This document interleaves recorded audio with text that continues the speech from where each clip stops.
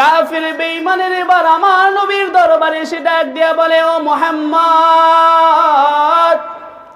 তুমি যেহেতু বলেছো আজ রাতের ভিতরে তুমি মসজিদে হারাম থেকে মসজিদে আকসা পর্যন্ত ভ্রমণ করেছো, আমাদের ভিতরে বহুত লোক আছে যারা বাইতুল মুকাদ্দাসে গিয়েছে, সেখানের মসজিদ কেমন, তার দরজা জানালাগুলো কেমন, সব কিছু তারা জানে। তাহলে তুমি বলো দেখি, ওই বাইতুল মুকাদ্দাসের ভিতরে কয়টা দরজা আছে, কয়টা জানালা আছে, কয়টা সিঁড়ি আছে? নবী কি সেখানে দরজা জানালা গুনতে গেছিলেন বলেন?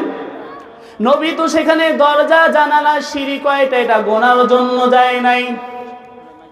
আমার নবী বলে, আমি পেরেশানিত হয়ে গেলাম, যদি কাফেরের প্রশ্নের জবাব দিতে না পারি তাহলে কাফেরদের সামনে আমাকে মিথ্যা